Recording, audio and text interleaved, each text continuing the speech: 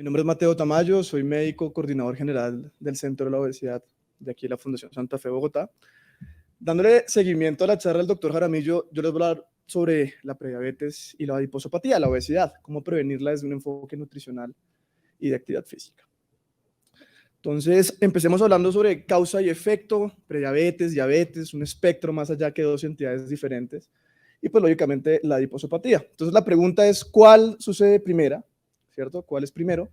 Si la prediabetes o la obesidad, ¿no? Entonces, realmente cualquiera de las dos puede preceder una a la otra. Son relaciones no excluyentes y cualquiera puede empezar a desarrollar una u otra.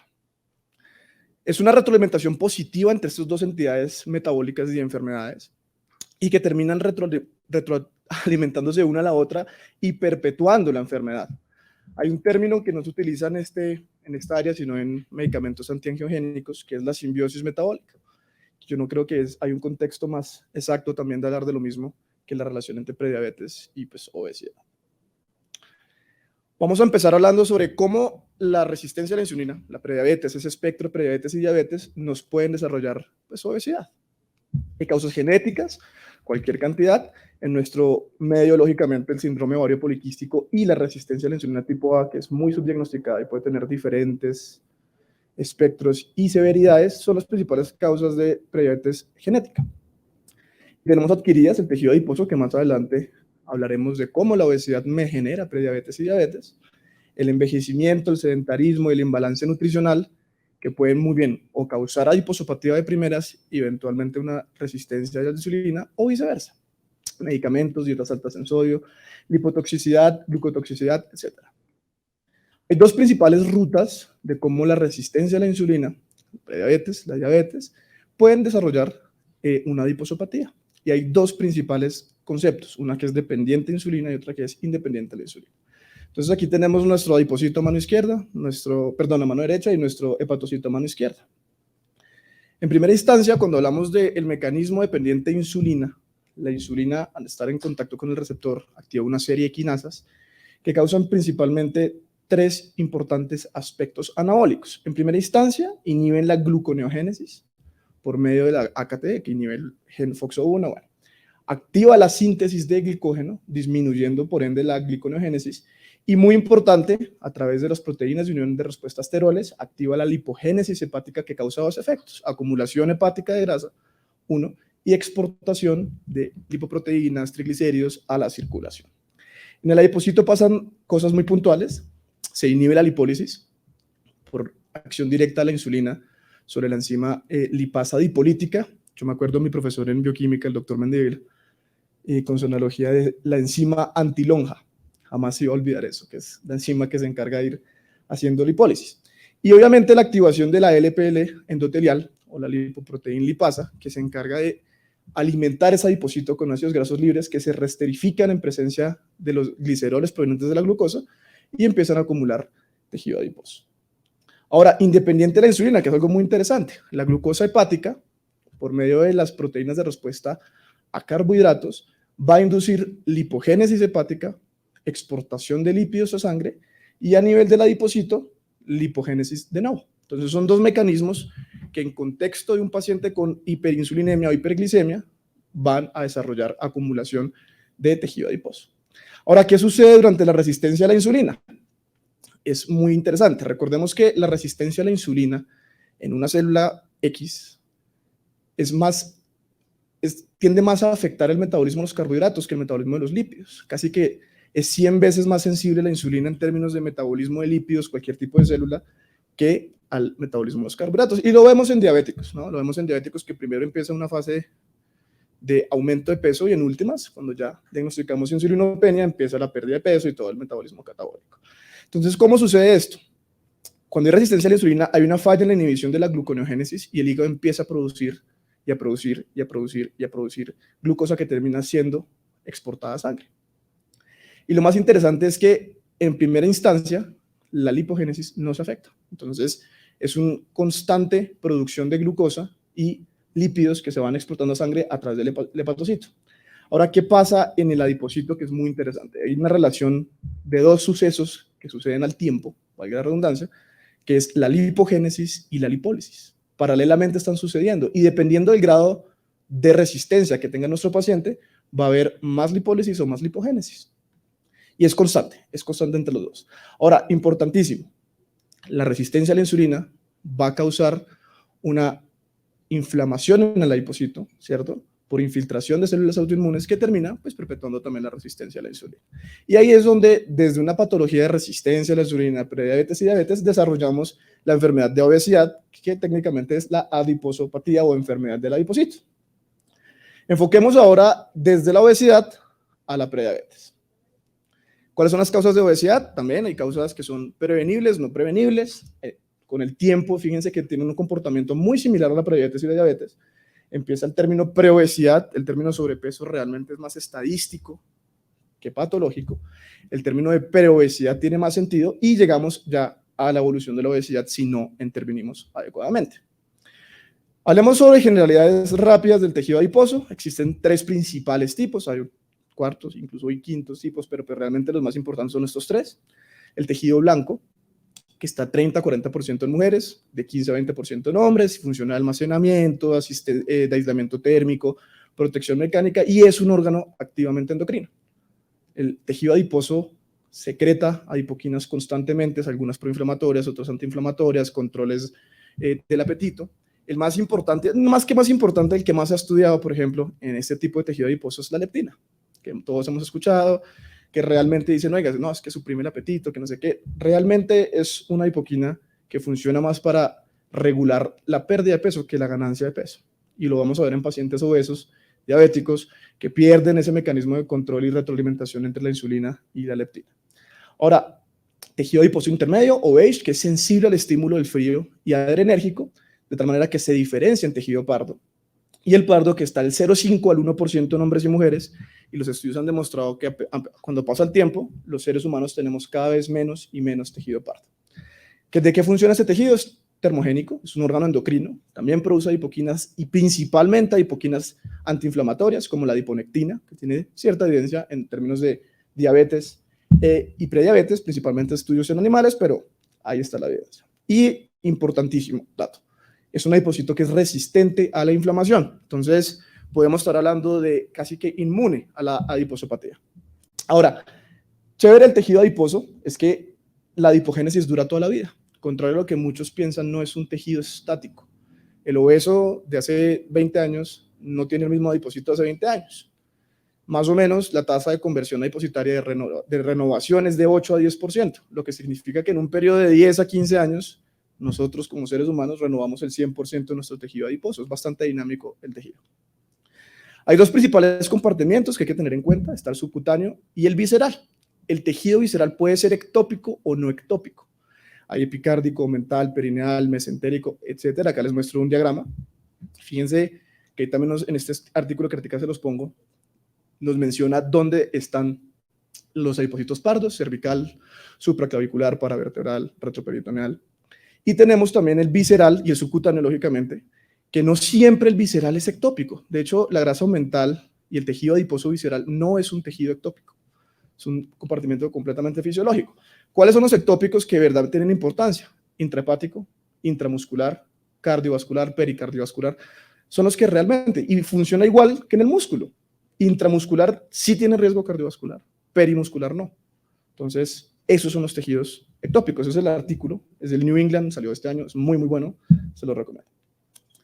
Ahora, ¿qué determina el desarrollo de la hiposopatía? El balance entre hiperplasia e hipertrofia del tejido adiposo y el balance entre fibrosis y lipólisis va a determinar ese paso hacia la enfermedad. ¿Esto no está pasando? Creo que se congeló. Ya. Entonces, el exceso de tejido adiposo y acumulación anómala es lo que definimos como obesidad. Obesidad no es un exceso de peso. No dejemos que nos convenzan de lo contrario. La obesidad se define como exceso de tejido adiposo o exceso o acumulación anormal. Pueden ser los dos. Todo eso no necesariamente tiene una ectopia del tejido adiposo, pero todo paciente con ectopia es obeso por definición. No está funcionando. Si me ayudas allá a pasarlo, te lo agradezco. Entonces, al adipocito enfermo, pues lógicamente hay una falla en la expansión adipositaria, donde el tejido se empieza a acumular de manera ectópica. Y aquí podemos ver un ejemplo. Claro, fíjense cómo el aumento del peso en términos de grasa, de tejido adiposo, empieza a ser una hipertrofia adipositaria que supera las capacidades vasculares de suplementación de esos órganos. Entonces termina por inflamándose y ahí termina el desarrollo de la hiposopatía. Entonces, propiamente la obesidad es una falla en la expansión. Si nosotros genéticamente tenemos predisposición a expandir más nuestros adipocitos, vamos a estar casi que protegidos contra la adiposopatía. Más en detalle, la acumulación excesiva de grasa, cuando sobrepasa el riesgo, la capacidad de oxigenación de este tejido adiposo subcutáneo o visceral no ectópico, va a empezar a tener una infiltración de tejido inmune, lo que va a causar una inflamación del tejido adiposo y ahí empieza a desarrollarse la resistencia a la insulina. ¿Y qué pasa con la resistencia a la insulina? Empieza a aumentar la lipólisis, liberación de ácidos grasos, de glicerol en la sangre, donde el hígado los va a coger, va a producir más glucosa, va a producir más lípidos en sangre y empieza a crearse el ciclo de cómo se desarrolla la diabetes y prediabetes desde un paciente obeso. Un paciente normal capta 5% de la glucosa en su tejido adiposo y un obeso hasta 20%. Fíjense la importancia del adipocito en la determinación de la resistencia a la insulina. Hay 3 determinantes claves en la obesidad. Primero, composición corporal, exceso de tejido blanco o la relación entre el tejido blanco y el tejido pardo. Eso nos va a decir sobre la composición de nuestro paciente. Segundo, ¿dónde tenemos localizados los adipocitos en ese paciente? Es el segundo aspecto. Y todo eso tiene en términos la funcionalidad del adipocito, que es la capacidad de expansión del mismo, que eso nos va a determinar la ectopia, y lógicamente también está determinado por la capacidad que tienen nuestras células de expandirse, que es la relación hipertrofia-hiperplasia, y la respuesta adrenérgica que tienen los adipocitos. Un paciente obeso tiene disminución de la respuesta adrenérgica. Y la funcionalidad, lógicamente, de nuestro tejido pardo. Todo esto son los determinantes del desarrollo de la enfermedad metabólica desde un paciente con obesidad. Y lógicamente, pues en términos de la charla de hoy, resistencia a la insulina. ¿Cómo se integra todo ese mecanismo? Entonces, si me creen, esto es un hepatocito y esto es un adipocito. Vamos a tratar de integrar todos esos mecanismos fisiopatológicos. Entonces, un estado de hiperinsulinemia, hiperglicemia, va a generar por medio de la insulina aumento de la lipogénesis, disminución de la gluconeogénesis y aumento de la glucógenogénesis. Eso va a ser diferentes procesos intrahepáticos que ya vimos, que termina por exportación de apoproteínas y lípidos a sangre. Eso en presencia de insulina sobre el adipocito va a aumentar la lipogénesis y ahí empezamos a desarrollar la adiposopatía o obesidad por acumulación de exceso de tejido graso. Ahora, si perpetuamos un estado de hiperglicemia y hiperinsulinemia y le sumamos factores genéticos, como vimos en la charla del doctor Jaramillo, vamos a hablar de resistencia a la insulina. La resistencia a la insulina perpetúa estados hiperglicémicos y hiperinsulinémicos y ahí se crea el primer ciclo de retroalimentación positiva de estas enfermedades. Ahí tenemos una primera perpetuación de la enfermedad aumentando con el tiempo. Esos estados sobre el hígado, en contexto de resistencia a la insulina, van a generar disminución de la glucogenogénesis, aumento de la gluconeogénesis, que va a terminar por producir más exportación de glucosa a sangre y ende perpetuando el estado hiperglicémico, hiperinsulinémico y alimentando esa resistencia a la insulina. Ahora, la lipogénesis casi siempre se mantiene. Hasta ya estados muy finales de resistencia a la insulina se va a mantener la lipogénesis. Esa lipogénesis mantenida o aumentada va a terminar aumentando, manteniendo los niveles de lípidos exportados por el hígado, que va a aumentar la lipogénesis adipositaria. Ahora, en resistencia a la insulina también sucede lipólisis. Al suceder lipólisis y todo lo que vimos ahorita de cómo el adipocito empieza a mandar ácidos grasos, glicerolas a la sangre, va a hacer que el hígado aumenta más su lipogénesis, aumenta más su exportación de lípidos y vuelva esos lípidos a generar lipogénesis en el adipocito. Al tener más lípidos el adipocito va a hacer más lipólisis y se crea el segundo circuito de retroalimentación de la enfermedad. Tercer punto y último de esta fisiopatología, la inflamación. Resistencia a la insulina causa inflamación al adipocito, esa inflamación causa más resistencia a la insulina y adiposopatía por definición, y se crea el tercer ciclo de retroalimentación. Todo esto es lo que vemos desde el comienzo, que es que las dos enfermedades se complementan una a la otra. Y ustedes en este diagrama pueden empezarlo desde cualquier punto. Entonces empecemos desde obesidad, la obesidad empieza con un exceso de lipogénesis, el exceso de lipogénesis va a desarrollar inflamación, la inflamación va a ser la resistencia a la insulina y nos vamos en reversa y exactamente lo mismo. Entonces, A o B, huevo o gallina, no importa, un paciente diabético eventualmente puede desarrollar obesidad y un paciente con obesidad eventualmente va a desarrollar diabetes. ¿Cómo enfocamos la terapia médica nutricional? Ya entrando en materia de la prevención. Entonces, esta frase de Hipócrates creo que lo hice todo. Deja que la comida sea tu medicina y que la medicina sea tu comida. Y la complementamos con otra de él, que es todas las enfermedades empiezan en el intestino. Entonces, hablamos de terapia médica nutricional, como una nutrición enfocada en uno o varios desenlaces clínicos que tienen diferentes intervenciones y clasificaciones. Hay terapia médica nutricional para obesidad, diabetes, hipertensión, cáncer, cualquier tipo de enfermedad que a ustedes se les ocurra, tiene una terapéutica nutricional precisa. Entonces, en términos de obesidad, prediabetes, diabetes, resistencia a la insulina, vamos a enfocarnos en esta clasificación. Dietas hipocalóricas y muy bajas en calorías. ¿Por qué pongo esto en rojo? Porque a menos que usted tenga un paciente con un exceso de tejido adiposo importante, usted no debe usar esta dieta. ¿Por qué? Porque va a castigar mucho la masa muscular del paciente. Y al castigar mucho la masa muscular del paciente, no solo vamos a ver más adelante porque es importante, sino que hay un concepto que se llama adaptación metabólica.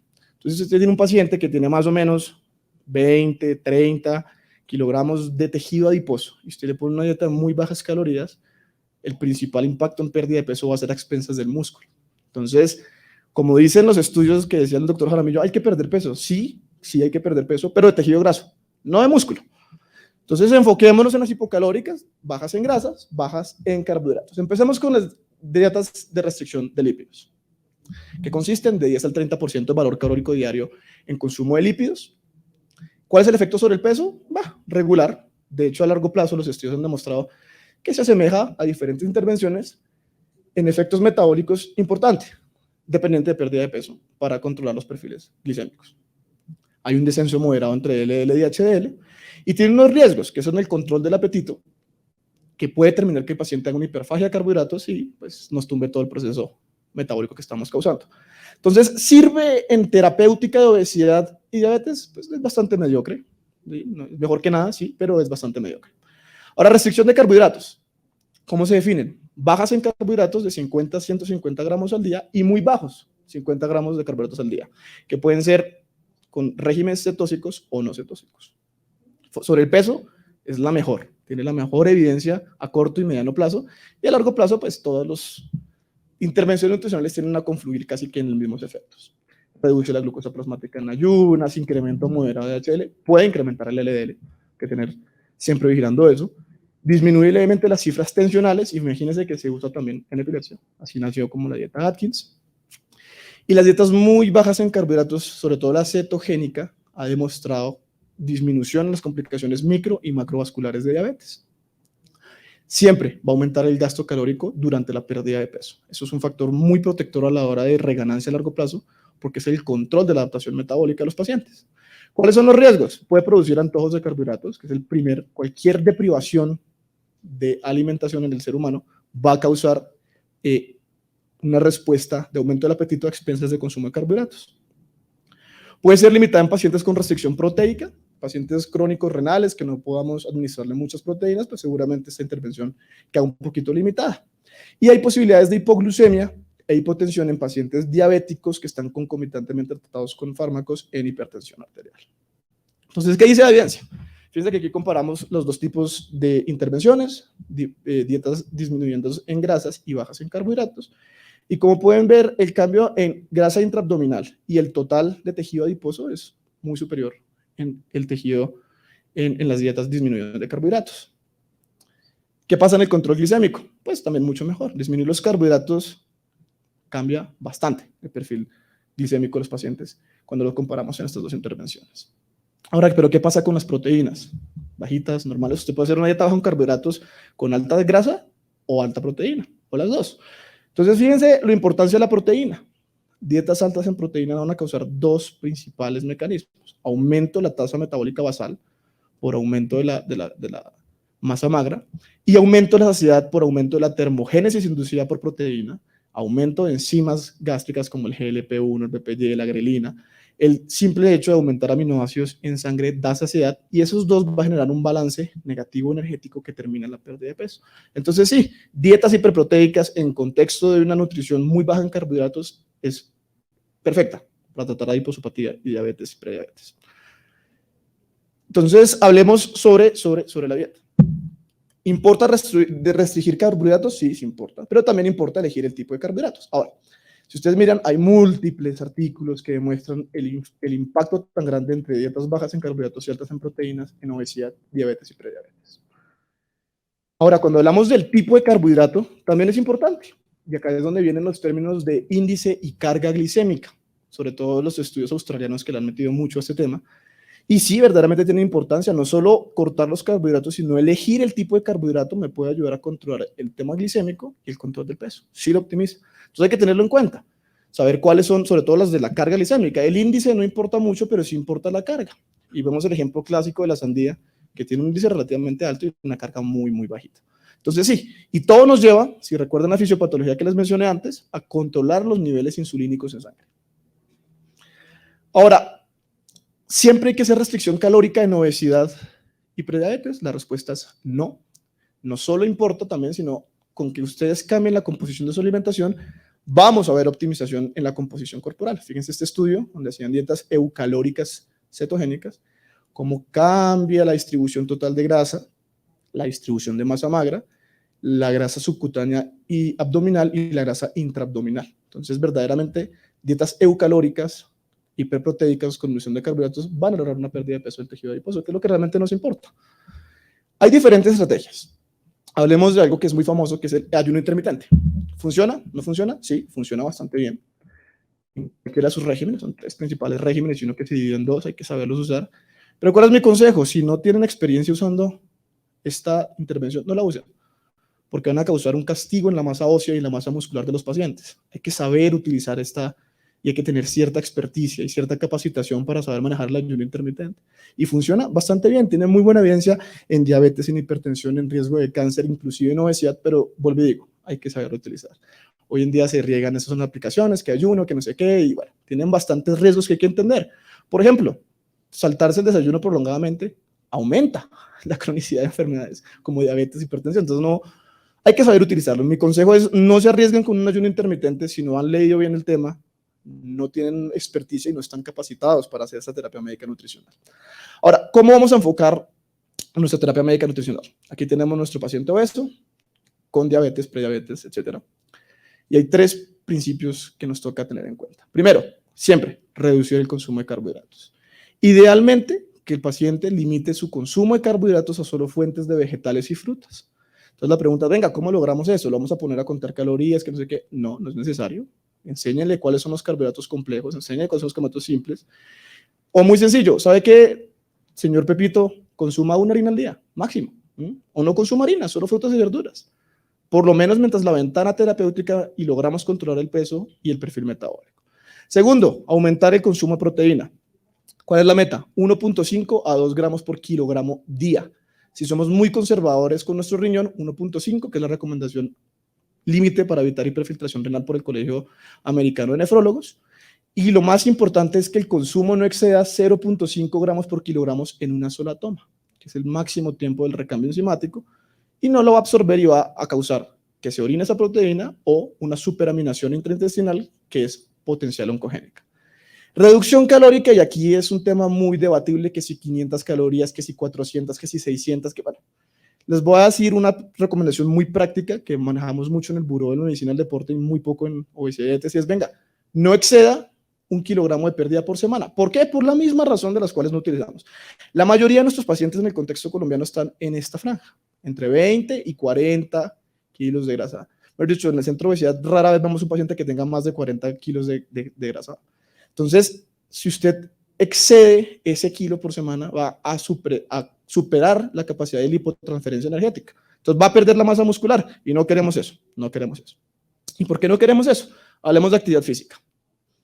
Esta es una frase también muy bonita. Si el ejercicio pudiera empaquetarse en una píldora, sería el medicamento más recetado y beneficioso del país. Espectacular esa frase. Hay 2 tipos de ejercicio, aeróbico y anaeróbico. Ahora, ¿por qué es importante? Miren en este estudio cómo la velocidad de los competidores fue disminuyendo a medida que pasa el tiempo. ¿Y de qué depende eso? La velocidad, la potencia, el rendimiento y la fuerza depende de la tasa de síntesis de ATP.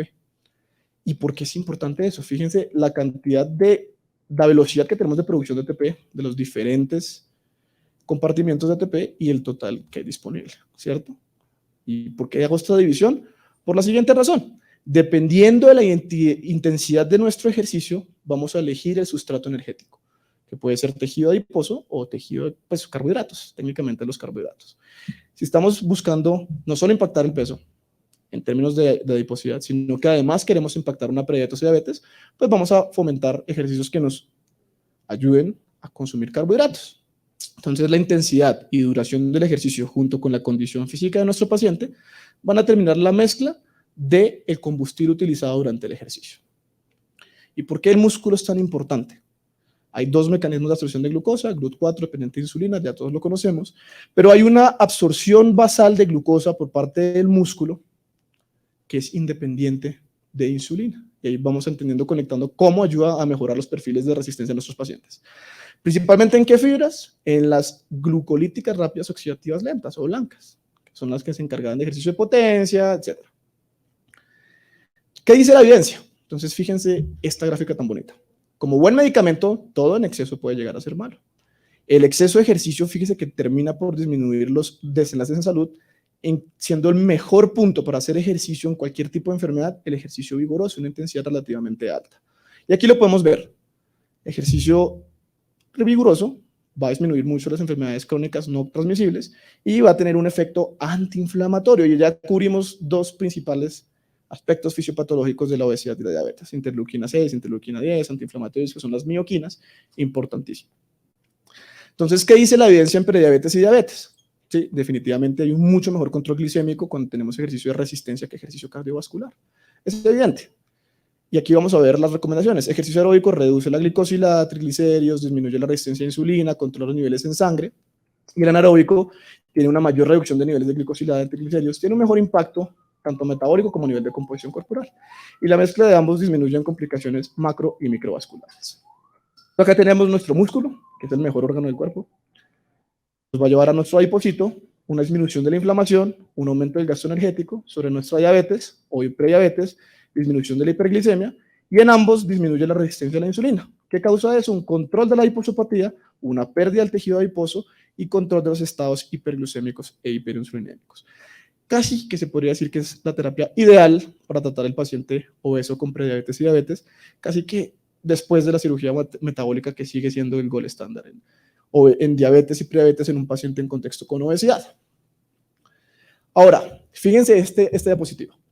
Entonces tenemos el paciente con baja adiposidad y alta masa muscular, lo ideal.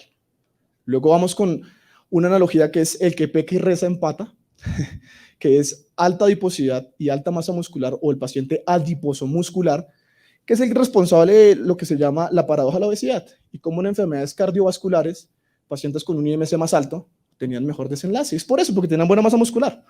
Luego tenemos un paciente que muy bien no tiene tanto tejido adiposo, pero pues tiene sarcopenia.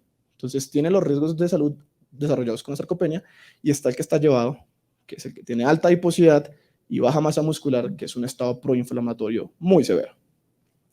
Entonces, resumen de la prescripción. Cardio, 150 minutos a la semana de ejercicio moderado, recomendación de la OMS estándar, pero centrémonos en el ejercicio de fuerza. 3 días semanales no consecutivos, preferiblemente trabajar grupos musculares grandes. Ahora, ¿cómo se hace? Por ejemplo, miren este ejemplo. Cardio todos los días, venga, camine, bicicleta, lo que sea. Mire, tren superior, tren inferior con core, abdomen, lumbar, otra vez tren superior. Eso es una rutina de 5 días. Que es que no tengo tiempo, que esa es la excusa que siempre dan los pacientes. Bueno, se le tiene. 3 días. Ejercicio de cuerpo completo. Mismo impacto antiinflamatorio, mismo impacto de optimización corporal. Ahí les dejo esa rutina, es muy buena. No se demoran más de 40 minutos realizándola y va a permitir que el paciente controle su estado metabólico prediabetes, de diabetes y lógicamente su adiposidad. Entonces, para cerrar ya vamos a hablar de unas pequeñas conclusiones. Las dos enfermedades, prediabetes, el espectro de prediabetes, diabetes y obesidad es un círculo vicioso, perpetúa una a la otra. La reducción en el consumo de carbohidratos simples y complejos más el aumento del consumo de proteínas va a optimizar el resultado en ambas. Entonces, si usted tiene un paciente con adiposopatía, con prediabetes, con diabetes, pues se enfoque en la nutrición de esta manera. Ejercicio es igual a vida, siempre. Más ejercicio es igual a más vida. Eso es una premisa que no se puede olvidar. Y, lógicamente, preferir ejercicios de fuerza y de alta intensidad sobre ejercicio cardiovascular. Ahora, les quiero mostrar esto para terminar la charla. Y es cuando hablamos de adiposopatía, así debe ser el enfoque diagnóstico.